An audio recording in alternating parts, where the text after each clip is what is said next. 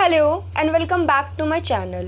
This is my fourth video of second chapter of business studies which is forms of business organization. मैंने अपने previous के 3 videos में detail में discussion किया है about sole proprietorship, joint Hindu family business, partnership, cooperative society. आज के इस वीडियो में हम डिटेल में पढ़ने वाले हैं अबाउट जॉइंट स्टॉक कंपनी। जो टॉपिक्स हम कवर करने वाले हैं वो है यहाँ पे meaning of joint stock company, features, merits, demerits and last one is your types of companies. Now let's start with the meaning of joint stock company. देखो मीनिंग में कुछ बातें हाईलाइटेड पॉइंट हैं आपके। फर्स्ट है एसोसिएशन ऑफ पर्सन्स। देखो joint stock company क्या है? पर्सन का एसोसिएशन, जहाँ पे बहुत सारे पर्सन एसोसिएट करते हैं to carrying out the business activities के लिए। ठीक, हम पहले कंपनीज एक्ट 1956 के तहत सारी चीज़ें पढ़ते थे, सारे रूल्स और रेगुलेशन उसके अकॉर्डिंग चलते थे, लेकिन अब कंपनीज एक्ट 2013 के अकॉर्डिंग रूल्स एंड रेगुलेशन चलते हैं और अब हम 2013 बिजनेस एक्ट के तहत कंपनी को पढ़ते हैं। ठीक, यहाँ पे कुछ मेजर टर्म्स हैं इसके मीनिंग में जो है लीगल स्टेटस। देखो लीगल स्टेटस मीन्स क्या होता है? कंपनी की अलग एंटिटी होती है, उसमें काम करने मेंबर्स की अलग एंटिटी होती है। मीन्स इन केस अगर कोई कंपनी के नाम पे केस करता है तो वो कंपनी पे केस किया, ना कि उसके मेंबर पे। ठीक, कंपनी अगर अपने नाम पे कोई लाइबिलिटी होल्ड करती है तो वो कंपनी अपने एक कैपिटल से उस पैसे को पे करेगी लाइबिलिटी को, ना कि उसमें काम करने वाले मेंबर्स अपने पॉकेट से पैसा लगाएंगे उस लाइबिलिटी को पे करने के लिए। ठीक है, यहाँ पे और कहा गया है परपेचुअल सक्सेशन। परपेचुअल मीन्स जो पीढ़ी दर पीढ़ी चलते जाए। ठीक है, कंपनी क्या है? आप रिलायंस प्राइवेट लिमिटेड कंपनी का नाम जब से पैदा हुए होगे आप तब से सुन रहे हो। ठीक है, सो क्या ये कंपनी अपने नाम पे चलती ही रहती है? इस पे ये मैटर नहीं करता है किसी की डेथ हो गई या कोई इंसॉल्वेंट हो गया, ठीक है, या कोई किसी की मेंटल एबिलिटी डिसेबल हो गई, तो उससे फ़र्क नहीं पड़ता कंपनी को। कंपनी अपने नाम पे चलती ही रहती है। ठीक है, अब कुछ टर्म्स हैं जो आप कंपनी में पढ़ते हो लेकिन आपको उसके मतलब नहीं पता, तो मैं उसको क्लियर करते चलती हूँ। फर्स्ट है आपका शेयर होल्डर्स और BOD, board of directors. Share होता क्या है? देखो कंपनी में क्या होता है, कैपिटल बहुत लार्ज अमाउंट में होता है, बहुत ह्यूज अमाउंट का कैपिटल होता है। ठीक, तो उस ह्यूज अमाउंट के कैपिटल को स्मॉल पार्ट में ब्रेक कर दिया जाता है। ठीक है, जो स्मॉल टुकड़े होते हैं उस कैपिटल को उन्हें हम क्या कहते हैं? शेयर्स कहते हैं। अब शेयर है तो शेयर को कोई होल्ड भी करता होगा, तो जो शेयर को होल्ड करते हैं उन्हें हम कहते हैं शेयर होल्डर्स। और ये शेयर होल्डर्स क्या करते हैं? कंपनी के ही जो मेंबर्स होते हैं उन्हीं को वोटिंग के थ्रू इलेक्शन करा के वोटिंग के आधार पर बोर्ड ऑफ डायरेक्टर्स को इलेक्ट करते हैं। और बोर्ड ऑफ डायरेक्टर को जब शेयर होल्डर्स इलेक्ट कर रहा है तो कोई काम तो होगा ना बोर्ड ऑफ डायरेक्टर्स का। तो बोर्ड ऑफ डायरेक्टर्स क्या करते हैं? बेसिकली ये कंपनी को कंट्रोल करते हैं। कंपनी के जितने भी मेजर डिसीजंस होते हैं वो सारे कौन लेता है? बोर्ड ऑफ डायरेक्टर्स ही लेते हैं। ठीक, ना हम बात करते हैं इसके फीचर्स की। तो इसका वेरी फर्स्ट फीचर है आर्टिफिशियल पर्सन। देखो अब कंपनी को क्या कहा गया? Artificial person. क्यों कहा गया है? क्योंकि ये हमारे आपकी तरह नेचुरल पर्सन की तरह सांस नहीं ले सकता, चल फिर नहीं सकता, लेकिन ये हमारे आपकी तरह एक्ट ज़रूर कर सकता है। मीन्स कि कंपनी चाहे तो किसी के ऊपर केस ज़रूर कर सकता है। कोई कंपनी के नाम पे केस कर सकता है, कंपनी अपने नाम पे चाहे तो assets and as well as liability hold कर सकती है। इसलिए इसे हम क्या कहते हैं? आर्टिफिशियल पर्सन कहते हैं। ठीक, नेक्स्ट आपका पॉइंट है separate legal entity. Separate entity means कि कंपनी की एंटिटी अलग होती है एज वेल एज जो शेयर होल्डर्स होते हैं उनकी एंटिटी अलग होती है। मीन्स कि अगर इन फ्यूचर कोई कंपनी के नाम पे केस करता है तो वो उनके मेंबर्स पे केस नहीं किया, वो कंपनी के नाम पे केस किया है। ठीक है, कंपनी की लायबिलिटी है तो कंपनी अपने कैपिटल से वो लायबिलिटी पे करेगा, न कि मेंबर्स को अपने पर्सनल पॉकेट से पे करना होगा। ठीक है, सो ये बात आती है सेपरेट लीगल एंटिटी का।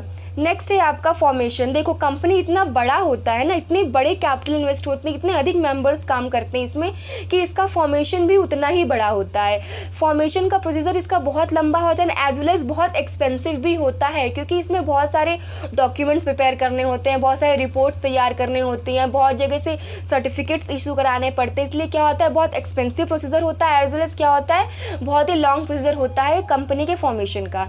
नेक्स्ट पॉइंट है आपका परपेचुअल सक्सेशन। परपेचुअल मीन्स जो पीढ़ी दर पीढ़ी चलती ही जाए। ठीक है, सो कंपनी क्या होती है? वो पीढ़ी दर पीढ़ी चलती ही जाती है। ठीक है, कंपनी में किसी भी मेंबर्स की डेथ हो जाए या किसी कोई रिटायर हो जाए तो उससे कंपनी को इफेक्ट नहीं आता, कंपनी अपने नाम पे चलती रहती है। ठीक है, नेक्स्ट आपका पॉइंट है कंट्रोल। अब कंट्रोल कौन करता है कंपनी को? तो कंट्रोल कौन करता है? बोर्ड ऑफ डायरेक्टर्स कंट्रोल करते हैं। और ये बोर्ड ऑफ डायरेक्टर्स कौन इलेक्ट करता है? इनको वोटिंग के थ्रू, इलेक्शन के थ्रू कौन इलेक्ट करता है? आपके शेयर होल्डर्स इलेक्ट करते हैं। किसको? बोर्ड ऑफ डायरेक्टर्स को। और बोर्ड ऑफ डायरेक्टर्स ही क्या करते हैं? कंट्रोल करते हैं कंपनी को। ठीक है। नेक्स्ट आपका पॉइंट है लाइबिलिटी। हम लाइबिलिटी की बात करें तो मीन्स क्या होता है, ऑब्लिगेशन टू पे, मीन्स जो आपने लिया है वो आपको एक ना एक दिन पे करना है। सो कंपनी जो होती है वो अपने कैपिटल से लाइबिलिटी पे करती है, न कि उसमें काम करने मेंबर्स को अपने पर्सनल पॉकेट से अपने पर्सनल प्रॉपर्टी को बेच के वो पैसा चुकाना होता है, ऐसा नहीं होता। ठीक है, कंपनी अपनी कैपिटल से वो लाइबिलिटी को पे करती है। नेक्स्ट है आपका कॉमन सील। देखो कॉमन सील बेसिकली होता क्या है ना कि एक ठप्पा जैसा, आप मान लो कि इसमें अपने कंपनी का अलग अलग नाम होता है, मीन्स अलग अलग कंपनी का अपना अलग अलग कॉमन सील होता है जिसमें उस कंपनी का नाम रजिस्टर्ड होता है, नाम लिखा होता है उस सील पे। ठीक है, सो उससे आप डिफ्रेंशिएट कर सकते हो कि ये फला कंपनी का प्रोडक्ट है, ये फला कंपनी का प्रोडक्ट है, ऐसा। ठीक है, तो कॉमन सील से बेसिकली आप डिफ्रेंशिएट कर सकते हो कि हाँ ये इस कंपनी का प्रोडक्ट है, तो ये कॉमन सील लगा तो ये उस कंपनी का प्रोडक्ट है, ये होता है कॉमन सील का मतलब। नेक्स्ट है आपका रिस्क बियरिंग। अब रिस्क इसमें जाहिर सी बात है, बिजनेस छोटा हो या बड़ा हो उसमें रिस्क का फैक्टर इन्वॉल्व होता ही होता है। सो जितना बड़ा कंपनी उतनी बड़ी रिस्क इन्वॉल्व होगा। तो यहाँ पे रिस्क क्या होता है, आपस में जितने भी शेयर होल्डर्स होते हैं वो मिल बांट के रिस्क को शेयर करते हैं। अब हम बात कर लेते हैं इसके मेरिट्स की। तो इसका वेरी फर्स्ट मेरिट है आपका लाइबिलिटी। देखो लाइबिलिटी का मीन्स क्या होता है, ऑब्लिगेशन टू पे, जो आप लिए हो वो आपको एक ना एक दिन पे करना है। तो जो भी मेंबर्स होते हैं इसमें काम करने वाले कंपनी में, वो क्या करते हैं, उनकी लाइबिलिटी जो रखी गई है वो लिमिटेड रखी गई है। मीन्स कि उनको ये नहीं करना पड़ता कि वो अपने पर्सनल एसेट्स को बेच के कंपनी की लाइबिलिटी को चुकाएं। ठीक है, कंपनी अपने कैपिटल से वो लाइबिलिटी पे करती है, इसलिए यहाँ पे जो मेंबर्स जो काम करते हैं कंपनी में उनकी लाइबिलिटी क्या होती है, लिमिटेड होती है। ठीक, उनके पर्सनल एसेट्स पे कोई आँच नहीं होता। नेक्स्ट आपका पॉइंट है ट्रांसफ़र ऑफ शेयर्स। देखो ट्रांसफ़र ऑफ शेयर्स कह लो या ट्रांसफ़र ऑफ इंटरेस्ट कह लो, मीन्स कि केवल और केवल ये जो राइट है वो केवल पब्लिक कंपनी को दी गई है कि ठीक है कि पब्लिक कंपनी के जो शेयर होल्डर्स है, जो मेंबर हैं, वो चाहे तो अपना शेयर किसी और को बेच सकते हैं। ठीक है, या अपना शेयर किसी और के नाम करा सकते हैं। सो ये ट्रांसफरेबिलिटी ऑफ जो इंटरेस्ट होता है वो केवल और केवल पब्लिक कंपनी को ही दिया जाता है। प्राइवेट कंपनी को ये राइट नहीं दिया जाता कि वो अपने शेयर्स को ट्रांसफ़र करे, सिर्फ पब्लिक कंपनी ही अपने शेयर्स को ट्रांसफ़र करती है। नेक्स्ट है आपका स्कोप फॉर एक्सपेंशन। देखो एक्सपेंशन की अगर हम बात करें, बिजनेस को कंपनी को बढ़ाने की बात करें, तो कंपनी में बहुत अच्छा स्कोप होता है। क्यों? क्योंकि कंपनी में जो इन्वेस्टर्स होते हैं वो बहुत लार्ज अमाउंट में इन्वेस्ट करते हैं। ठीक है, सो इसलिए कंपनी के एक्सपेंशन का स्कोप उतना ही अधिक होता है। पहले पतंजलि क्या थी, पहले इंडिया की प्रोडक्ट थी। ठीक है, फिर धीरे धीरे बढ़ते क्या हो गया, ये एक्सपेंड हो गया। अभी इंडिया में ही नहीं, देश विदेश में भी इसके प्रोडक्ट्स अवेलेबल हैं। तो ये क्या है, ये एक्सपेंशन का ही एक एग्जाम्पल है। नेक्स्ट आपका पॉइंट है प्रोफेशनल मैनेजमेंट। देखो अब कंपनी इतनी बड़ी हो तो उसमें आपको एक्सपर्ट और प्रोफेशनल की एडवाइस लेनी ही पड़ेगी, और कंपनी का बजट भी इतना हाई होता है कि आप इजली प्रोफेशनल की फीस दे सकते हो।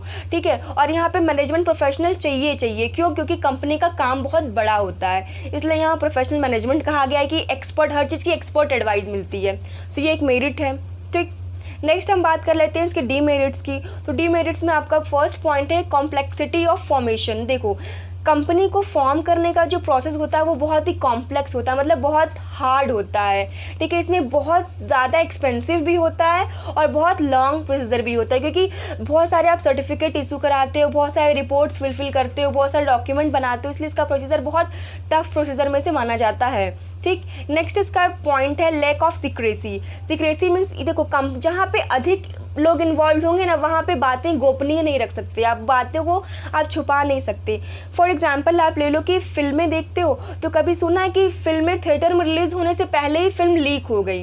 ठीक है, या फिर अभी 5G मार्केट में आया नहीं है, लेकिन 5G के आने से पहले ही मार्केट में ये हल्ला हो गया कि अरे 5G आने वाला है, 5G आने वाला है, लेकिन अभी तक आया नहीं है। तो ये सब किसके एग्जाम्पल्स है, लैक ऑफ सीक्रेसी। ठीक है, बातें गोपनीय नहीं रह जाती हैं और समय से पहले ही लीक हो जाती हैं पब्लिक में। ठीक, नेक्स्ट पॉइंट है आपका इम्पर्सनल वर्क एनवायरनमेंट। देखो इम्पर्सनल मीन्स क्या होता है, यहाँ पे जो बोर्ड ऑफ डायरेक्टर्स होते हैं, कंट्रोल जो होता है वो बोर्ड ऑफ डायरेक्टर्स करते हैं, और ओनर शेयर होल्डर्स होते हैं, दोनों अलग अलग लोग होते हैं। तो इसलिए जो निचले स्तर पे जो लोअर मैनेजमेंट में जो काम कर रहे होते हैं मेंबर्स को ना, तो उनको अच्छे से एक्नॉलेजमेंट नहीं मिल पाती, मीन्स कि उनको उनके काम को सराहा नहीं जाता। ठीक है, उनको इंस्पायर नहीं किया जाता, उनको इंकरेजमेंट नहीं मिलता, इसलिए उनका क्या होता है, कॉन्फिडेंट लूज हो जाता है। इसलिए यहाँ कहा गया है इम्पर्सनल वर्क एनवायरनमेंट, मीन्स कि जो वर्कर्स होते हैं उनका पर्सनल टच खोने लगता है कहीं ना कहीं। ठीक है, उनको टाइम पे उनको इंस्पायर नहीं किया जाता या फिर उनको मोटिवेट नहीं किया जाता, इसलिए कहा गया इम्पर्सनल वर्क एनवायरनमेंट हो जाता है। ठीक, नेक्स्ट है आपका न्यूमरस रेगुलेशंस। देखो कंपनी इतनी बड़ी होती है कि उसमें उतना अधिक काम होता है, ठीक है। सो ज़्यादा काम होने की वजह से क्या कहा गया है कि बहुत तरह तरह के इसमें रेगुलेशंस होते हैं। मीन्स कि समय पे आप ऑडिट तैयार करो, समय पर रिपोर्ट्स तैयार करो, समय पे आप रिपोर्ट्स को फिल करो, समय पे आप डॉक्यूमेंट तैयार करो और समय पे आप सेबी से गाइडलाइन के थ्रू सारी चीज़ों को चलाओ। सो इतने ज़्यादा इसमें काम होते हैं कि इसलिए कहा गया कि न्यूमरस रेगुलेशंस होते हैं, बहुत सारे काम होते हैं, तो इसलिए इसको डिमेरिट में रखा गया है, ठीक है। नेक्स्ट इसका पॉइंट है डिले इन डिसीजन मेकिंग। देखो जहाँ पे बहुत सारे मेंबर्स होते हैं वहाँ पे क्या होता है, डिसीजंस लेने में आपको देर लगेगी, क्योंकि होता क्या है कि कुछ इसकी सुन लो, कुछ उसकी सुन लो, तो सबकी सुन के करनी पड़ती है। इसलिए क्या होता है, डिसीजन जो होता है वो बहुत लेट होता है, डिसीजन जो प्रोसीजर होता है वो डिले होता है डिसीजन लेने में।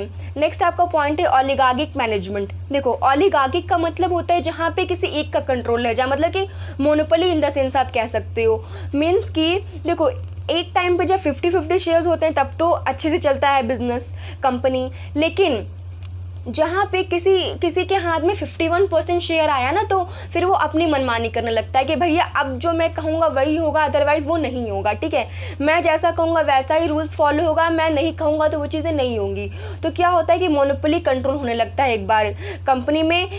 कुछ टाइम के बाद ओलिगार्किक मैनेजमेंट हो जाता है। क्यों? क्योंकि वहाँ पर एक का कंट्रोल होना शुरू हो जाता है कि वो जो कहेगा वही होगा, ठीक है। सो इसलिए क्या कहा गया कि एक टाइम के बाद कंपनी में क्या हो जाता है, ओलिगार्किक मैनेजमेंट हो जाता है। तो ये डिमेरिट होता है, क्योंकि किसी अगर एक का पावर आ जाए तो वो जो कहेगा वही होगा, चाहे वो गलत कहे चाहे सही करे, बात उसी की माननी है, ठीक है। तो इसको क्या कहते हैं, हम ओलिगार्किक मैनेजमेंट कहते हैं। नेक्स्ट पॉइंट है आपका कॉन्फ्लिक्ट इन इंटरेस्ट। मीन्स क्या होता है, देखो जहाँ पे अब 4 बर्तनें होती हैं वहाँ से आवाज़ आती है, आप सब जानते हो। तो जहाँ पे इतने सारे मेंबर एसोसिएट करते हैं और सबका माइंडसेट क्या होता है, अलग अलग होता है, सब अलग अलग दिशाओं में सोचता है, सबकी ओपिनियंस अलग अलग होती हैं। इसलिए क्या होता है कि लड़ाई झगड़े के भी चांसेस बने रहते हैं। तो ये डिमेरिट है कंपनी का। Now let's move on the types of companies. Basically types of companies जो है वो आपके 2 पार्ट्स में कैटेगराइज किए गए हैं। फर्स्ट है आपका प्राइवेट कंपनी एंड सेकंड है आपका पब्लिक कंपनी। हम प्राइवेट और पब्लिक कंपनी को डिफरेंस के फॉर्म में पढ़ेंगे, ठीक है, वो ज़्यादा बेटर होगा पढ़ाना।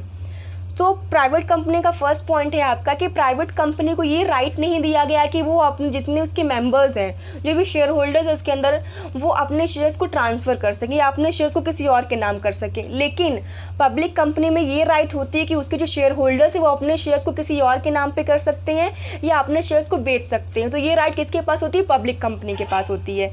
नेक्स्ट अगर हम बात करें तो प्राइवेट कंपनी में मिनिमम क्या होते हैं, 2 मेंबर्स से स्टार्ट हो सकता है, ठीक है। आप 2 मेंबर से स्टार्ट कर सकते हो प्राइवेट कंपनी को और मैक्सिमम 50 मेंबर्स हैं। लेकिन पब्लिक कंपनी में आप पब्लिक कंपनी को तभी स्टार्ट कर सकते हो जब मिनिमम आपके पास कितने मेंबर्स हों, 7 मेंबर्स हों, और मैक्सिमम की लिमिट नहीं डिसाइड की गई है, ठीक है। मैक्सिमम कितने भी हों उससे कोई फ़र्क नहीं पड़ता, लेकिन मिनिमम 7 होने चाहिए पब्लिक कंपनी के केस में। नेक्स्ट हम बात करें तो देखो जब भी शेयर होता है ना, तो शेयर्स को सब्सक्राइब करने के लिए केवल प्राइवेट कंपनी की अगर हम बात करें तो प्राइवेट कंपनी को शेयर्स को सब्सक्राइब करने के लिए उसी कंपनी के ही लिमिटेड मेंबर होते हैं, वही ले सकते हैं, ठीक है। यहाँ पर प्राइवेट कंपनी में जनरल पब्लिक को इन्वाइट नहीं किया जाता कि हाँ आप आओ और आप भी शेयर लो। पब्लिक को नहीं इनवाइट किया जाता किस केस में, प्राइवेट कंपनी में। लेकिन अगर हम पब्लिक कंपनी की बात करें तो पब्लिक कंपनी में बाकायदा प्रोस्पेक्टर इशू किया जाता है, एडवर्टीजमेंट होता है कि जनरल पब्लिक भी आए कंपनी में और कंपनी के शेयर्स को खरीदे। तो ये राइट क्या होता है, पब्लिक कंपनी में होता है कि वहाँ के जनरल पब्लिक को भी इन्फॉर्म किया जाता है कि आप आओ और आप क्या करो, शेयर्स खरीदो, ठीक है। नेक्स्ट हम बात करते हैं तो प्राइवेट कंपनी में 2 बोर्ड ऑफ डायरेक्टर्स डिसाइड किया गया है कि 2 बोर्ड ऑफ डायरेक्टर्स होने चाहिए। और यही पब्लिक की बात करें तो पब्लिक कंपनी में क्या कहा गया है, 3 बोर्ड ऑफ डायरेक्टर्स होने चाहिए, ठीक है। So that's all for joint stock company. Thank you for watching my video and don't forget to like and subscribe my channel.